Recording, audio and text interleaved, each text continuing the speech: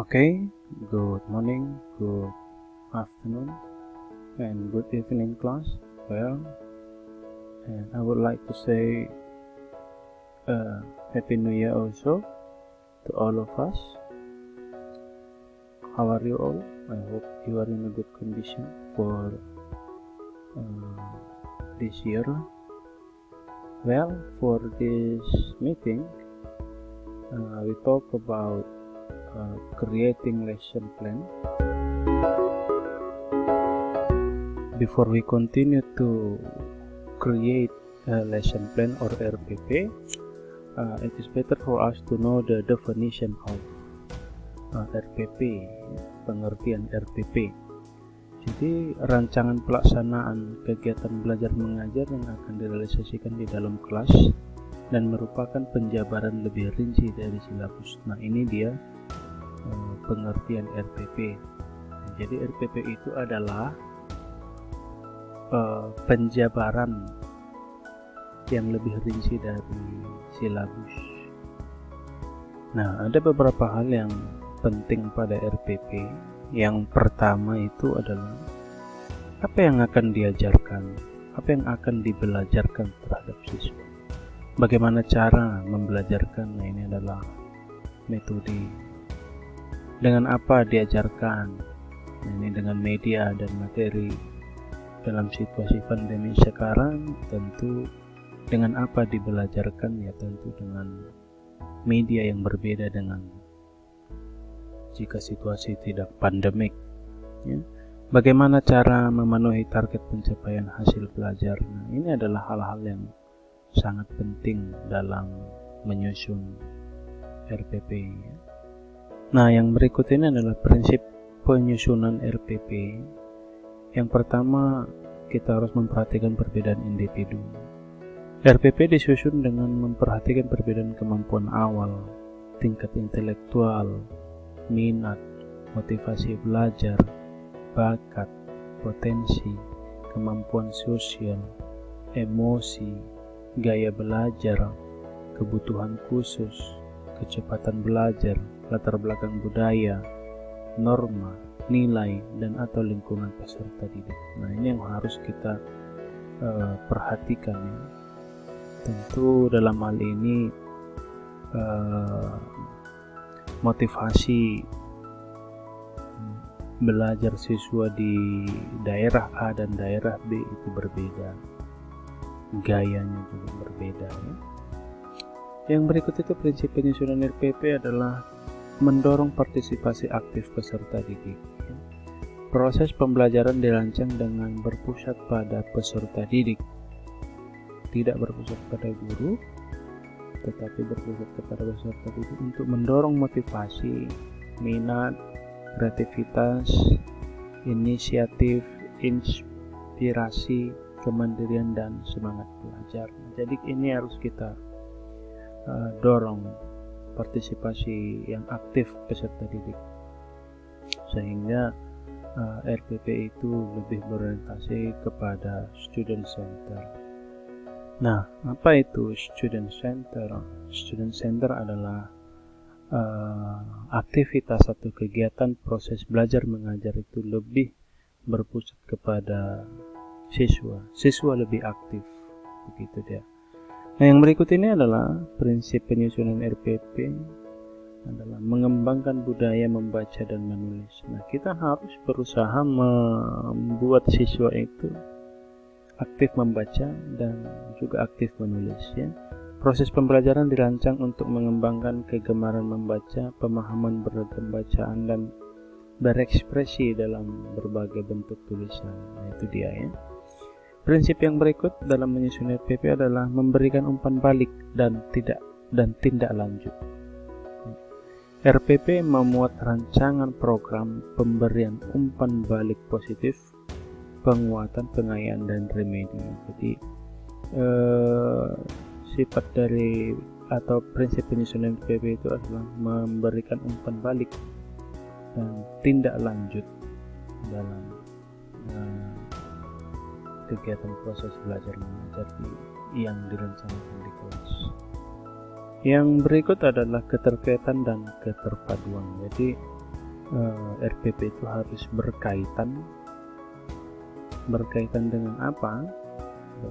Itu dia berkaitan dengan materi pembelajaran yang sebelumnya, jadi dia tidak terpisah ya. Jadi itu dia berkaitan dengan materi pembelajaran dengan yang sebelumnya. Kemudian keterpaduan, artinya keterpaduan itu adalah dalam bahasa gaul nyambung ya.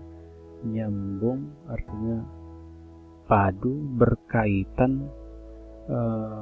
Ini di RPP disusun dengan memperhatikan keterkaitan dan keterpaduan antara standar kompetensi dan kompetensi dasar ya. Dalam hal ini sudah dirubah dalam 2013, kompetensi inti dan kompetensi indikator kompetensi ya. Nah, ini dia hanya perubahan istilah, namun pada prinsipnya itu sama. Yang berikut itu adalah prinsip penyusunan RPP. Yang berikut adalah menerapkan teknologi informasi dan komunikasi. RPP disusun dengan mempertimbangkan penerapan teknologi informasi dan komunikasi secara terintegrasi, sistematis, dan efektif sesuai dengan situasi dan kondisi. Ya, lagi-lagi situasi dan kondisi pada saat ini sedang pandemik. Ya, tentu teknologi yang diterapkan untuk proses belajar mengajar, terkhusus kepada komunikasi juga berbeda ya. Nah, jadi kalau saya susun RPP untuk saat ini ya tentu teknologi yang dipergunakan adalah seperti YouTube ya, Google Classroom, nanti ada Google Meet, mungkin dosen yang lain masih ada yang menggunakan Zoom, ada yang menggunakan WA Group dan sebagainya. Nah, ini tergantung situasi, tergantung kondisi teknologi itu. Nah, yang berikut ini adalah format RPP seperti yang sebelum-sebelumnya ya. Di sini ada identitas, kemudian tujuan pembelajaran, materi, metode, kegiatan pembelajaran, kegiatan awal, kegiatan inti. Kegiatan inti ini adalah penerapan dari metode ya. Ya, saya harap semua supaya tidak lupa dalam hal kegiatan ini. Pada saat ini kita lebih menerapkan scientific approach ya. Scientific approach itu dengan ciri observing, questioning, experimenting, networking ya. Itu dia ada 5 ya. Silakan dikaji, dipelajari ulang pada materi-materi sebelumnya. Nah, yang berikut itu adalah sumber belajar penilaian. Namun pada situasi pada saat ini Menteri Pendidikan telah membuat RPP itu menjadi satu halaman, tetapi tidak mutlak satu halaman ya. RPP-nya yang satu halaman. Namun pada RPP itu tentu ada lampiran-lampiran. Jadi jika dimasukkan lampiran-lampiran itu seperti lampiran penilaian dan sebagainya, itu tentu RPP itu tidak satu halaman ya, bisa menjadi maksimal 3 halaman. Namun RPP intinya ya, 1 halaman, tetapi lampirannya mungkin yang membuat itu RPP lebih dari 1 halaman. Nah, jadi tergantung ke kreativitas kita masing-masing sebagai guru atau calon guru. Nah, identitas ini saya rasa sudah tahu semua ya, identitas ya. Standar kompetensi merupakan kualifikasi kemampuan minimal peserta didik yang menggambarkan penguasaan pengetahuan, sikap, keterampilan. Nah, standar kompetensi ini yang telah diubah menjadi kompetensi inti ya, KI1, KI2, KI3, KI4 itu dia. Kompetensi dasar adalah sejumlah kemampuan yang harus dikuasai peserta didik dalam mata pelajaran tertentu. Nah, kompetensi dasar ini sama halnya dengan tujuan pembelajaran. Nah, jadi jika di RPP kita itu tujuan pembelajaran kita ada 2, tentu indikatornya juga itu tidak kurang dari 2 tujuannya, atau mungkin jadi sama dengan 2. Nah, perhatikan di sini kompetensi dasar dan indikator. Kompetensi dasar adalah kemampuan yang harus dikuasai. Indikator adalah perilaku yang dapat diukur dan diobservasi untuk menentukan ketercapaian kompetensi dasar. Nah, jadi segala sesuatunya harus dapat terukur, dapat dinilai melalui hasil pengukuran atau penilaian atau evaluasi. Itu dia ya.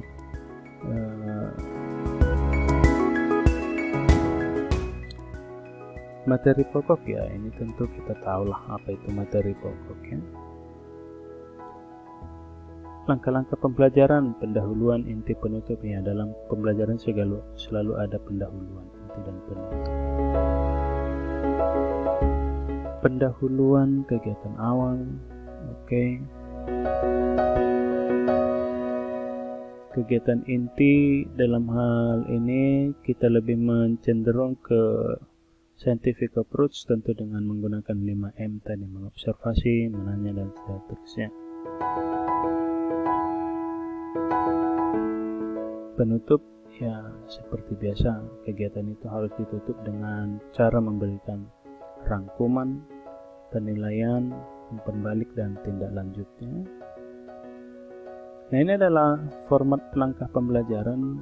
Di sini ada jelas kolom waktu, langkah pembelajaran, metode, bahan, sehingga dalam satu RPP itu tidak melebihi waktu yang telah ditentukan. Ini juga namanya RPP rencana ya.